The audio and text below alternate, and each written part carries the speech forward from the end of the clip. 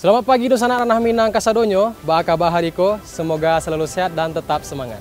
Kami kembali hadir untuk Anda dalam Berita Padang bersama saya, Ruri Putra Ananda. Sejumlah informasi telah kami siapkan untuk Anda. Berikut 3 berita utama hari ini. 9 rumah di Bukit Tinggi, ludes dilalap si jago merah. Pencuri laptop dan telepon genggam di Padang diringkus polisi. Perempuan di pesisir selatan mengikuti pelatihan mandor konstruksi bangunan.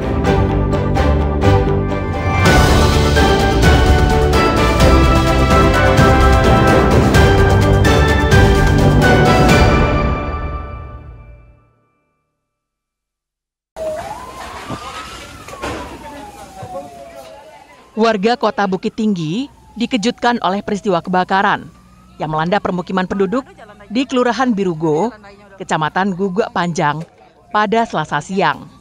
Kebakaran itu dipicu oleh api yang berasal dari belakang rumah salah satu korban.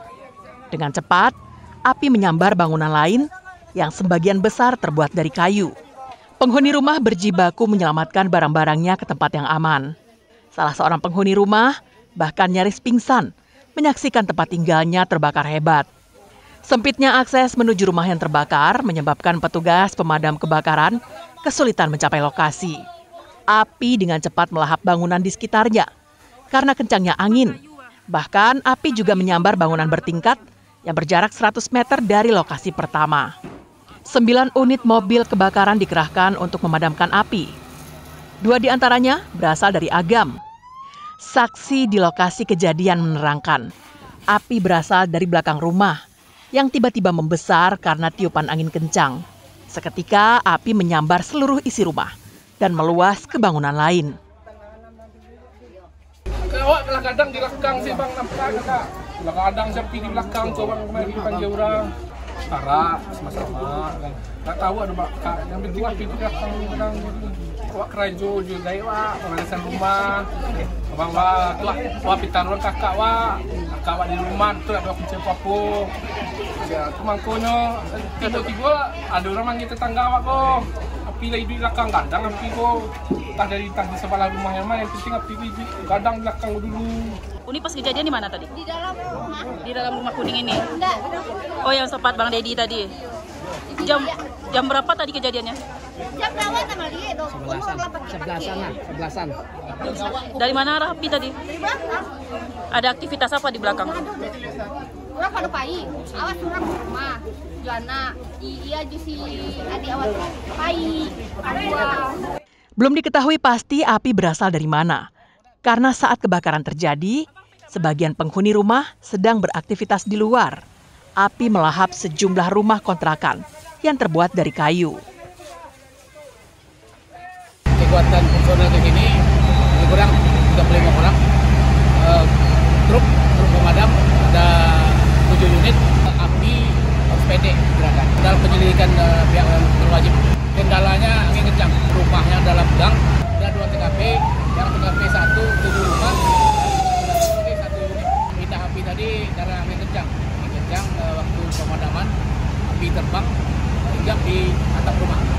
Petugas identifikasi Polresta Bukit Tinggi hingga kini masih menyelidiki pemicu api yang menyebabkan kebakaran. Tidak ada korban jiwa pada peristiwa itu.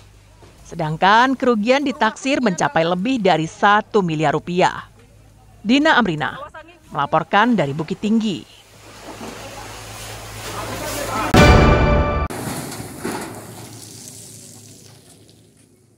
Selain di Bukit Tinggi, 1 unit rumah semi permanen yang berada di Jorong Koto Tinggi, Nagari Sundata Pasaman, juga terbakar pada Senin malam.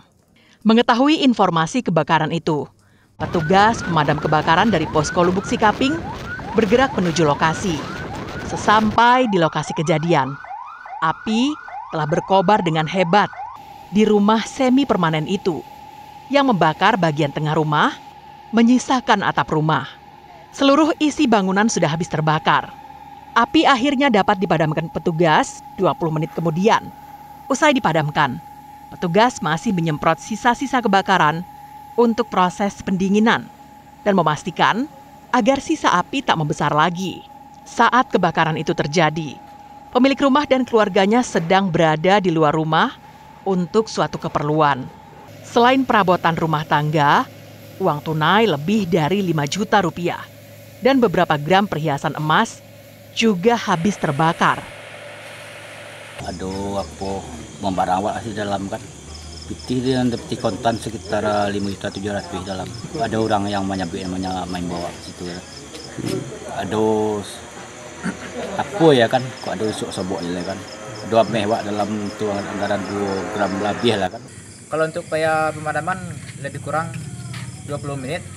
Semua proses pendinginan dari petugas pemadam kebakaran alhamdulillah berjalan dengan lancar. Habis semuanya, bangunan semi permanen habis semuanya. Penyebab munculnya api masih diselidiki polisi. Polisi telah memasang garis pembatas untuk mempermudah penyelidikan. Sedangkan kerugian ditaksir mencapai puluhan juta rupiah. Fauzan melaporkan dari Pasaman.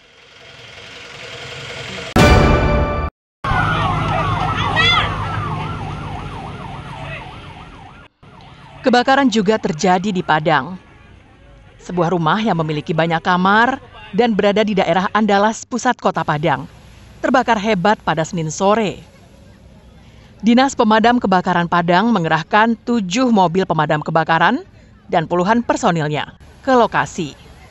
Pasalnya, rumah yang terbakar berada di kawasan yang padat penduduk. Beruntung lokasi kebakaran bisa diakses dengan mudah, sehingga mobil pemadam kebakaran tiba di lokasi tanpa ada hambatan yang berarti.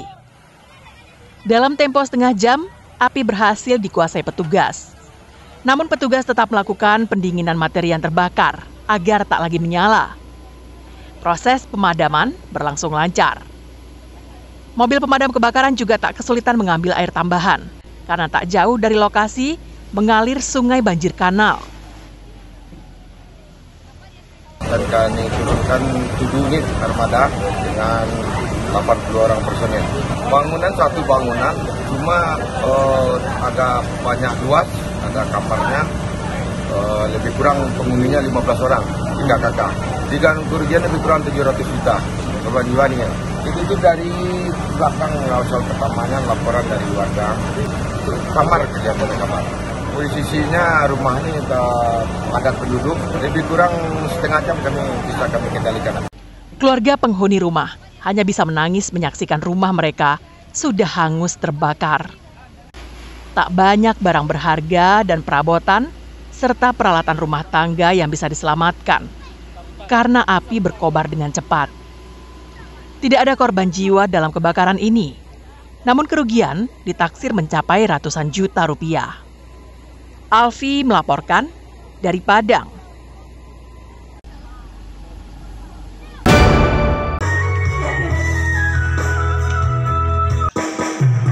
Murid sekolah dasar di Kota Solo mengikuti lomba melukis yang digelar oleh Dinas Pariwisata Kota Solo di objek wisata Pulau Belibis pada Senin pagi.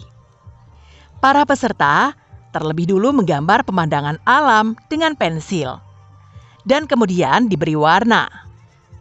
Ada yang menggambar objek pemandangan Pulau Belibis, namun banyak juga yang menggambar bebas sesuai imajinasinya. Suasana objek wisata Pulau Belibis yang asri dan menawan membuat para peserta dapat mengerjakan lukisan mereka dengan cepat. Usai melukis, hasilnya dikumpulkan oleh panitia untuk dinilai. Pihak sekolah telah mempersiapkan murid-muridnya untuk mengikuti lomba melukis ini dengan menggelar latihan di sekolah terlebih dulu. Kami di sekolah melatih anak-anak terlebih dahulu. Latihan juga gitu. Ya, ada latihan di sekolah sama guru-guru kelasnya gitu. Oh gitu. Nah, harapannya dengan ikut lomba ini apa Bu terhadap murid-murid? Yang pertama, kami mengharapkan prestasi anak-anak gitu kan. Yang untuk terusnya untuk pengalaman bagi anak-anak kami. Selain mengadakan lomba melukis tingkat sekolah dasar, di lokasi yang sama juga digelar festival kuliner dari para pengusaha UMKM di Kota Solo. Nah, untuk hari ini kita mengadakan lomba melukis mewarnai. Itu adalah tingkat SD, kemudian tingkat TK. Kemudian ada Belibis Green Park Festival, kemudian ada festival kuliner, kemudian ada festival Silet Tuo. Dipilihnya lokasi objek wisata Pulau Belibis ini bertujuan untuk memperkenalkan tempat wisata kepada para murid, sekaligus menjadi objek lukisan yang bertemakan pemandangan alam. Garnadi melaporkan dari Kota Solo.